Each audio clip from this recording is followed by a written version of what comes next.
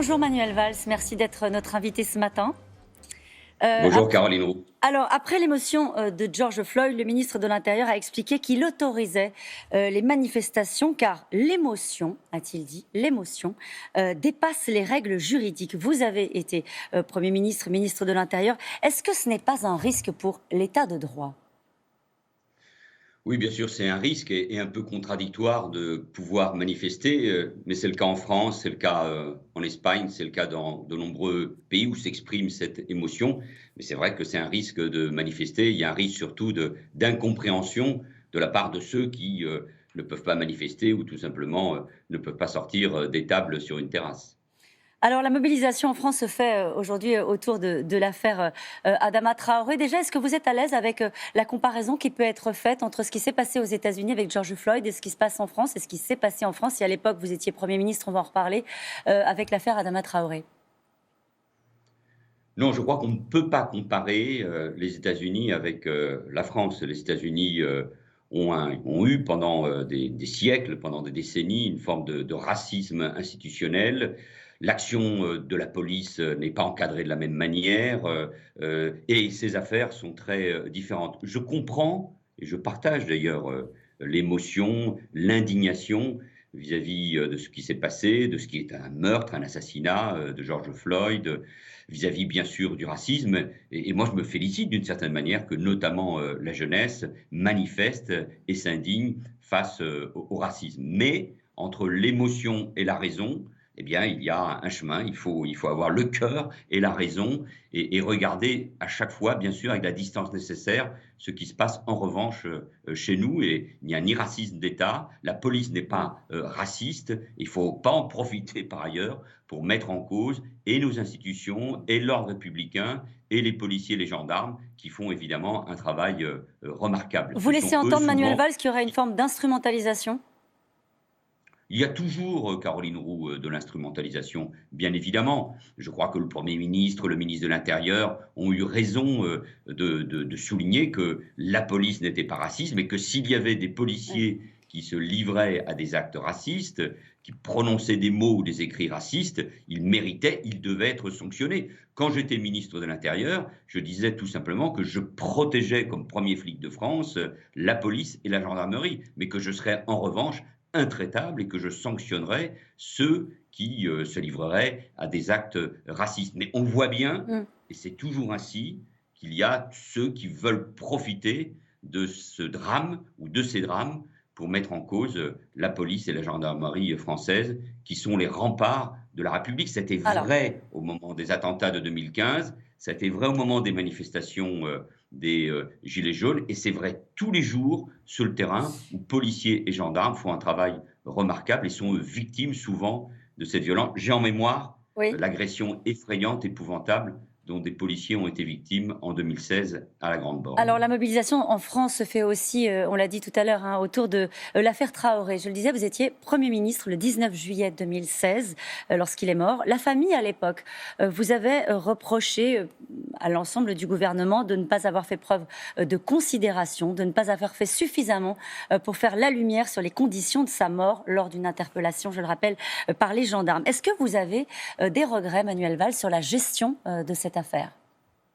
Mais la mort d'un homme, la mort d'un jeune est toujours un drame. Et moi, je peux comprendre et je comprends bien évidemment l'émotion, la colère, les interrogations de la famille.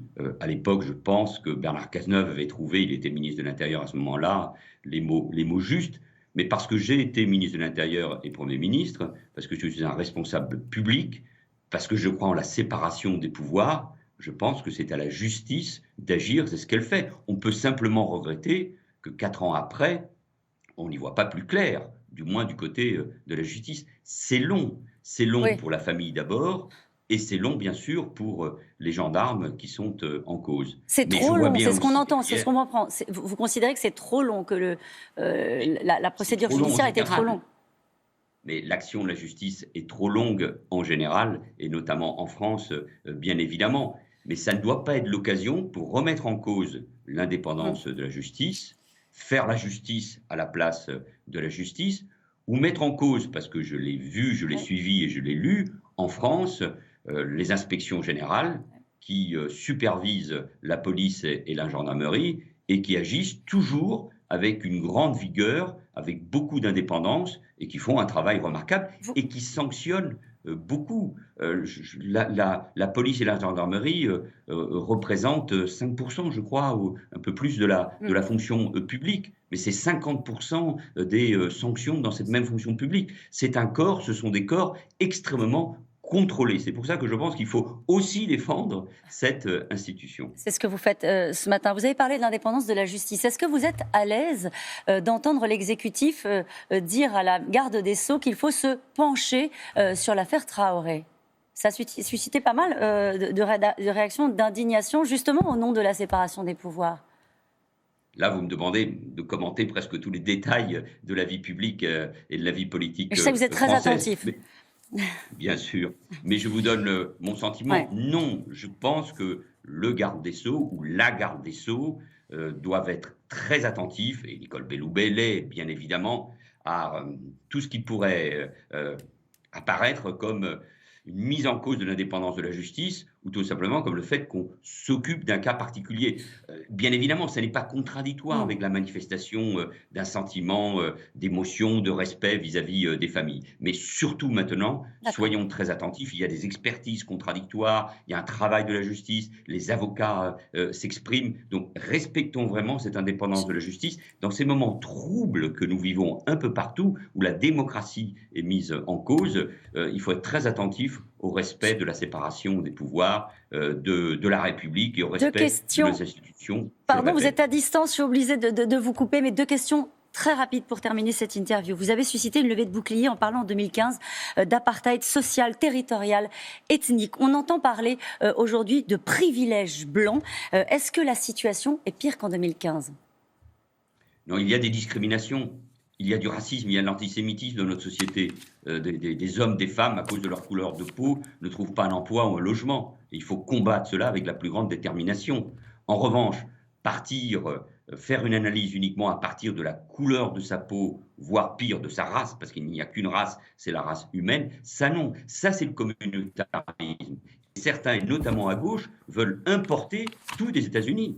À la fois le racisme d'un côté, mais aussi une certaine vision du communautarisme. Et ça, c'est inacceptable. C'est pour ça que moi, je suis profondément républicain.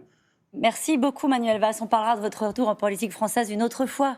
Hein, c'est fini. Merci. Bonne journée. Merci à vous. Merci à vous d'avoir été notre invité.